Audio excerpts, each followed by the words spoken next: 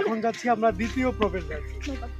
এই পুকুরে ঢুকলে আপনি অসংখ্য অসংখ্য গরুর পায়ের ছাপ দেখতে পাবেন, যেখানে কিনা আমাদের কৃষক ভাইরা বা খামারিরা তারা হচ্ছে নিজস্ব গরু পাহাড়ে চড়ায়, পাহাড়ে চড়ায়, পাহাড়ে গাছের লতা পাতা ঘাস খেয়ে সকালবেলা ছাড়ে আর সন্ধ্যায় নিরে ফিরে বলা যায় বাকি যেমন সন্ধ্যায় বাসায় নিয়ে যায়। আর এত মানে কি বলবো, এত সরু রাস্তা, আপনি নর্মালি যদি একা আসেন কখনো কিংবা দুইজন মিলে আসেন বন্ধু মিলে, আপনাকে নর্মালি প্রথমত অনেকটা ভয় লাগবে, হ্যাঁ অনেকটা ভয় লাগবে, বাট আপনার ভালো লাগবে। যদি আপনি দুঃসাহসী হন আপনার ভালো লাগবে। লোকেশন জানিয়ে দিচ্ছি, এটা অবশ্যই মেহেরপুর জেলার ঝিনাইগাতি উপজেলা বালিজুরি এলাকায়। আর দুপাশ দেখবেন উঁচু পাহাড়, মনে হবে যে পাহাড় কেটে রাস্তা তৈরি করা হয়েছে। আসলে এটা কিন্তু পাহাড় কেটে তৈরি করা হয়নি, মানুষের প্রয়োজনে, পথিকের প্রয়োজনে বৃষ্টিপাত হলে ভেঙে ভেঙে রাস্তা তৈরি হয়ে গেছে।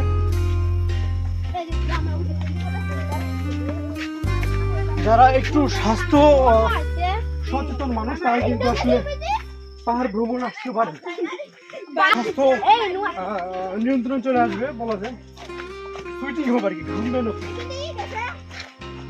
যারা বয়স্ক বৃদ্ধ তাদের কিন্তু আসা দরকার নেই, তারা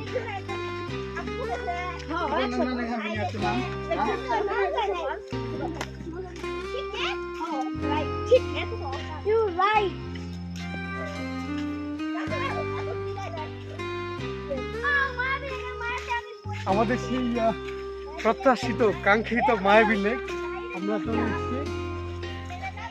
যদিও এটি শীতকালে কিন্তু আসলে মায়াবী লেকের সৌন্দর্য খুব একটা দেখা যায় না বললেই চলে, কেননা লেক বলতে আমরা সাধারণত বুঝি যেখানে পানি আছে। তো এটা বর্ষাকালে খুব সুন্দর দেখা যেত। আপনাকে এখন দেখাতে পারি সামনে যে ফ্রন্ট জায়গাটা, এইটাই আসলে মূলত মায়াবী লেক। এখন পানি নেই, শীতকাল, পানি শুকিয়ে গেছে। আর কৃষক কিংবা খামারিদের আসলে এটা গরু মহিষ ছাগল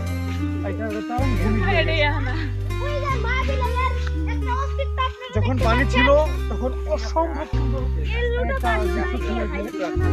স্পিডবোট ছিল, অস্থায়ী কিছু দোকান ছিল, আর পর্যটক অনেক পর্যটক। বর্ষাকালে এটা অনেক সুন্দর লাগে।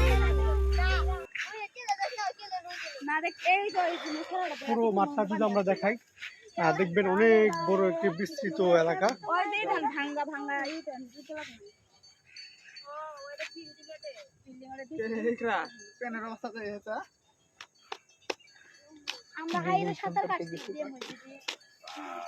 এটি ছিল আপনার ওই দুতলা ভবন যেটি আমরা দেখতে পাচ্ছি, ধ্বংসস্তূপ। এটি আসলে আমাদের এটা অবজারভেশন পর্যবেক্ষণ একটা চৌকি ছিল।